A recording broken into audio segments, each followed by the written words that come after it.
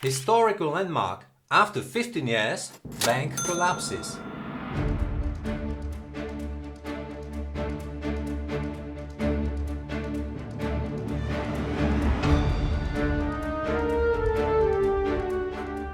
In today's video, let's look back at the now defunct Lehman Brothers.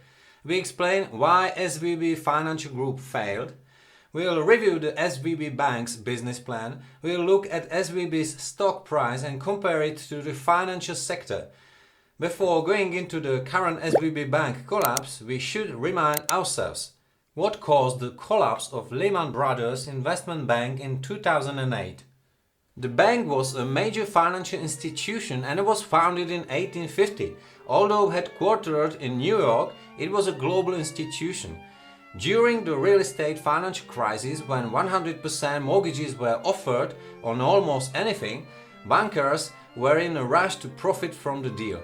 No one cared if the applicant could pay the mortgage. Mortgages then began to be traded on capital markets around the world and the whole world saw the economic downturn. On 15th of September 2008, Lehman Brothers applied for protection from creditors. It created the largest bankruptcy in American history. If you are more interested in the topic of the 2008 real estate crisis, be sure to watch the 2015 movie The Big Short by director Adam McKay. The movie beautifully captures the real estate situation at the time, the arrogance of the bankers, the tensions in the financial market and the group of four outsiders led by now famous Michael Burry, who got rich by betting on the real estate market crash. We are now saints of similar events. SVB Bank specialized in venture-backed technology companies and was part of a Silicon Valley financial group umbrella bank. Because it was running out of cash, it wanted to ask for a $2 billion capital increase, arguing that clients were running out of cash. The current situation of high interest rates, recession fears, and a slowing market for initial public offerings made it difficult for startup companies to raise cash. And this likely proved fatal for SVB, which saw its corporate deposits decline significantly. How did the SVB Bank work? SVB's banking was aimed at startups burning cash to fund their breakneck growth. The startups were forced by the Fed's simultaneous interest rate hikes to withdraw their deposits in the bank, and the bank had to divest itself of bonds whose value had fallen. SVB's failure is a kind of imaginary tip of the iceberg of the current situation in the financial world.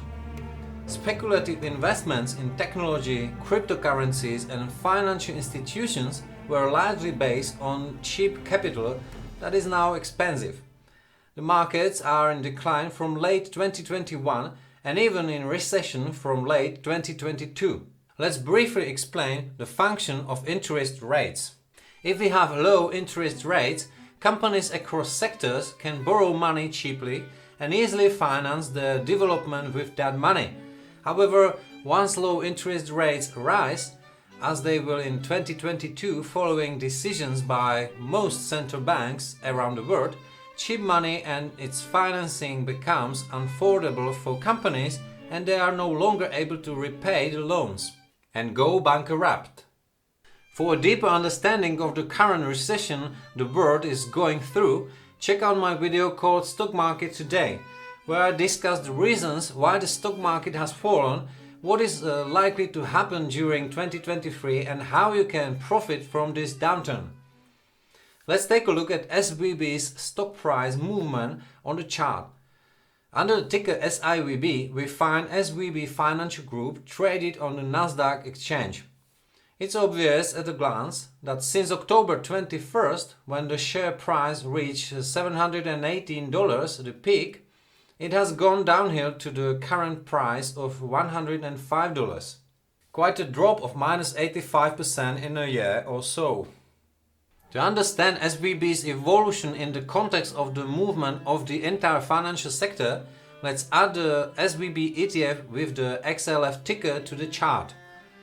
As we can see, SVB outperformed the overall financial sector in October 2020, peaking in October 21st, only to fall below the sector average in September 22nd. One could also translate this to mean that at the peak of the tech bubble, when firms only knew stock price appreciation, SVB did very well. Unfortunately, then came the tightening of interest rates, and the bank, along with the technology firms, paid the price. The US bank index had its worst daily decline since March 2020. The bank collapse affected stock markets around the world. Even First Republic Bank, which finances startups, halted its stock trading after it plunged more than 50%. Perhaps it's easy to ask who will be next. Shares of the umbrella company Silicon Valley Financial Group plunged 60% in the wake of the crash. In a surprise move, Silicon Valley Bank announced these days that it will issue $2.25 billion worth of stock to raise capital to cushion the impact of the bank's loss from its portfolio. This represents a major weakening of the bank's capital adequacy. What is bank run? When a bank's customers are concerned about the stability of the bank, they decide to withdraw their funds in a panic and in an instant. Thus a bank run may occur. In the case of Silicon Valley Financial Group, this would mean its demise. The bank would fail as well. Consequently, the US banking system would be shaken with global repercussions. And that's not scaremongering, we saw that in 2008.